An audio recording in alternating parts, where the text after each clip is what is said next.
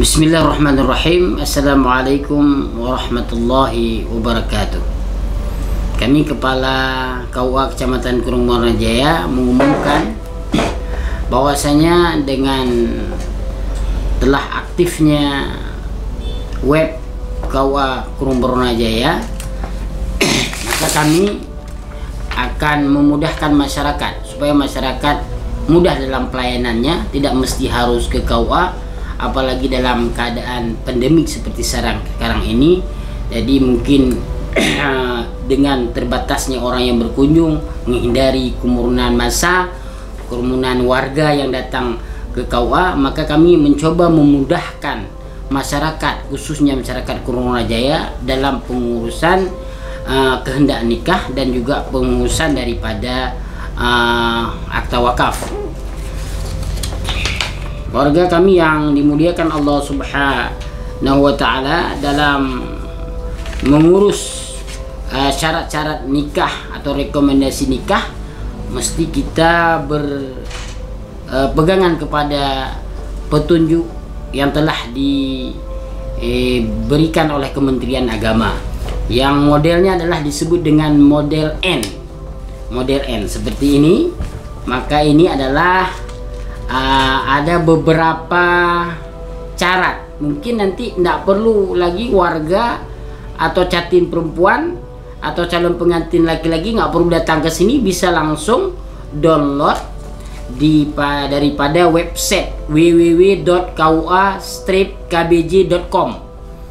Bisa juga melalui email krkurungbbornojaya@gmail.com. Bisa juga umpamanya untuk melihat apa aja program KUA, mungkin setiap hari aktivitas yang ada di KUA, itu bisa melalui Facebook KUA KBJ dan juga Instagram KUA KBJ. Nah, pada masyarakat kami yang dimuliakan Allah Subhanahu wa Ta'ala, untuk memudahkan kita semuanya, mungkin bagi kecil, sekdes, ini wajib tahu, mengerti. Kemudian bagi juga masyarakat khususnya yang ingin melangsungkan pernikahan dan dia dengan catatan 10 hari sudah mendaftar, tidak dihitung hari Sabtu, Minggu dan hari libur nasional, itu harus masuk berkas kepada kita, sudah mendaftar maksudnya, sambil melengkapi berkas-berkas yang ada. Ada beberapa hal yang perlu kami sampaikan. Yang pertama, nanti ini ada nanti di web set KUA KBJ. Yang pertama ya, formulir surat pengantar perkawinan. Ini model N1. Ini jelas tertulis di sini, yang bertangan di bawah ini menjelaskan dengan sesungguhnya namanya siapa, kemudian nomor induk, nomor kependudukan. Karena ini berbentuk SIM-kah, jadi mesti harus ada nomor induk kependudukan. Ini harus dimiliki oleh warga, sehingga nanti datanya terkonek dengan Dukcapil. Semuanya data kita sinkron, sehingga tidak salah lagi dalam penulisan data. Kemudian ada lagi N2, formulir permohonan kehendak perkawinan. Ini juga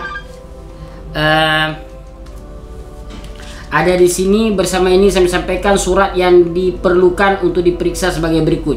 Ini kita tulis surat pengantar perkawinan, persetujuan calon mempelai, fotokopi KTP, fotokopi akte kelahiran, fotokopi kartu keluarga, pas foto 4x6 1 lembar, 2x3 4 lembar. Ini untuk kita tempel di buku nikah dan juga di akta nikah. Kemudian di sini juga ada formulir, nantinya bisa di-download langsung, bentuk N3. Ini bagi perempuan ya, harus ada formulir atau surat persetujuan mempelai.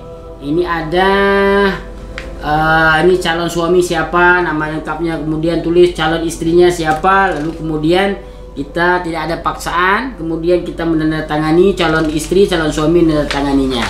Kemudian juga surat izin orang tua. Ini model N4. Model N4 ini surat izin orang tua.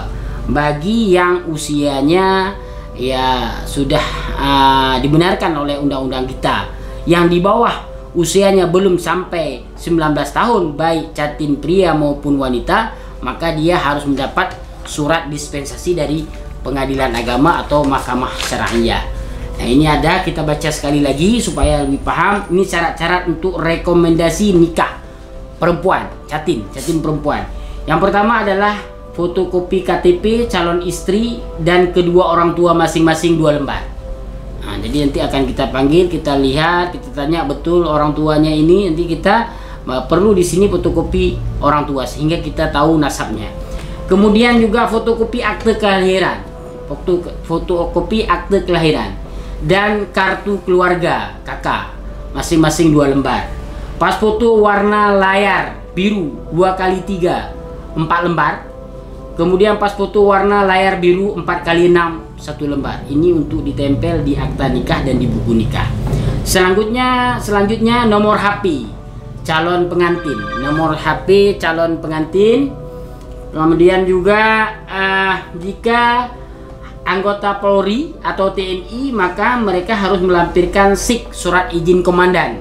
Jadi karena anggota Polri dan TNI ini adalah terkait dengan kedinasan tugasannya, maka kita calon Polri dan TNI juga harus khusus TNI dan Polri harus melampirkan surat izin ya kawin dari komandannya, ya, surat izin. Kemudian 7, fotokopi KTP calon suami 1 lembar. Kalau umpamanya ini kan cara-cara rekomendasi nikah perempuan, calon suami di fotokopi KTP-nya. Kemudian 8, fotokopi KTP 2 orang saksi. 2 orang saksi kita harapkan ini kecil kampung tersebut, karena yang mengetahui masyarakat tersebut, kecil dan imum menasah, imum kampung. Kita harap demikian. Ini fotokopi masing-masing. Kecil 1 lembar, imum 1 lembar. Boleh juga nanti kepala lorong yang memilihnya boleh juga, tapi duluan diserahkan cara-caranya sehingga mudah untuk didaftarkan dalam SIMKah. Selanjutnya kita menangani masalah wakaf, karena ini yang paling banyak di KUA, masalah wakaf. Wakaf itu sangat sederhana sebetulnya dalam pengurusannya, tidak ribet. Apalagi sudah ada wakif, orang yang mewakafkan, kemudian ada nadir, sudah jelas pengelolanya siapa, ya sudah kita ngurus blanko wakaf. Di sini kita ada mencatat blanko wakaf dalam bentuk W. Sebentar lagi saya cari ini. Nah, ini kita nanti bisa juga di-download langsung. Nggak perlu harus ke KUA supaya mudah. Tapi kalau nggak paham bisa di calling, bisa telepon, atau bisa juga kalau ada kesempatan, kalau dekat sini bisa sekaligus berkomunikasi, boleh. Ini syarat-syarat untuk pengurusan tanah wakaf. Ini kalau tanah wakaf lama sebelum keluar PP 2008 nomor 28 tahun 1977, pewakifannya tidak ada lagi. Pewakifnya tidak ada lagi, udah nggak ada lagi, udah meninggal dunia.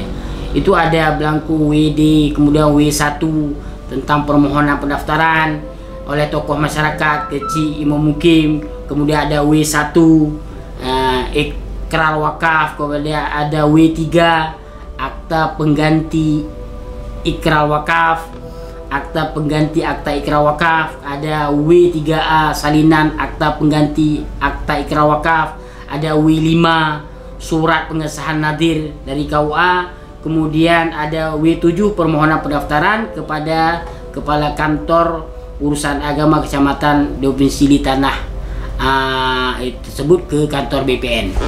Kemudian untuk tanah wakaf baru itu pewakifnya masih hidup, ada wakifnya lebih sederhana lagi karena memang ada pewakifnya. Ya, kemudian permohonan sudah barang tentu WD, W1, W2, W2A, W5, W5A dan W7. Ini sama juga permohonan pendaftaran oleh nadir atau tokoh masyarakat. Kemudian ada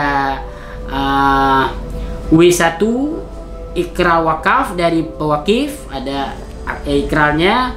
Kemudian W2 akta ikrar wakaf, kemudian ada W2A salinan akta ikrar wakaf, ada di W5 surat pengesahan nadhir, kemudian ada juga W5A pengesahan peruntukan wakaf dari kecil mamanya atau dari kemukiman atau imumci pengesahan. Kemudian W7 permohonan pendaftaran kepala kantor urusan agama, dalam hal ini Kecamatan Kurumornajaya karena tanahnya bertepatan mamanya di Kurumornajaya, kepada BPN. Itu adalah alurnya demikian. Kemudian cara selanjutnya adalah ada tanah. Kalau tanah wakaf yayasan itu ada WD. WD bentuk W, blanko W, permohonan pendaftaran oleh yayasan. W1 ikrar wakaf, kemudian W3 akta ikrar wakaf, kemudian WD WA salinan akta ikrar wakaf, kemudian W5 surat pengesahan nadhir dari KUA, kemudian W5A surat pengesahan nadhir badan wakaf yayasan, kemudian W7 permohonan pendaftaran kepala kantor urusan agama ke BPN. Demikian. Nanti juga ada hal berikutnya yang umpamanya nanti ada kopian rangkap 3, kemudian juga ada 8 materai 6.000 yang akan kita tempelkan di blanko W ini.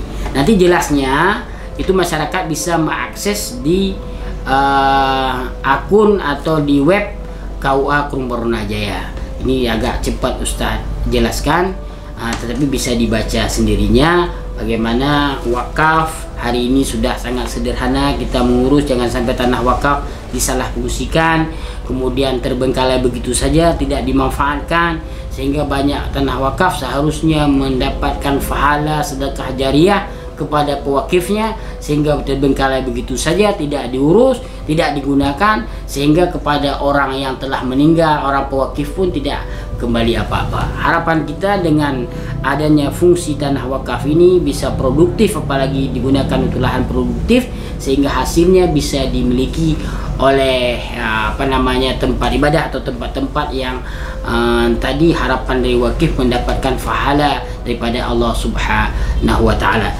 Blanko ini sesuai dengan lampiran keputusan Direktur Jenderal Bimbingan Masyarakat Islam nomor 473 tahun 2020 tentang petunjuk teknis pelaksanaan pencatatan nikah. Jadi nanti ada di sini format formulir pencatatan pernikahan. Itu ada semuanya dari blanko N1, N2, N3, N4, N5, N6 sampai N7. Sampai N7 umpamanya tidak lengkap berkas penolakan kehendak nikah, itu dalam bentuk N7. Kemudian juga N8, N9, N10 ini semuanya adalah blanko N. Mudah-mudahan nanti dengan hadirnya website KUA Kurumornajaya memudahkan masyarakat untuk mempelajari halnya yang lebih lanjut, yang kita kemas dengan sangat sederhana di website kita. Demikian, mudah-mudahan bermanfaat bagi masyarakat Kurumornajaya. Selamat bagi masyarakat Kurumornajaya, terus maju berprestasi kapanpun dan sepanjang masa. Demikian, assalamualaikum warahmatullahi wabarakatuh.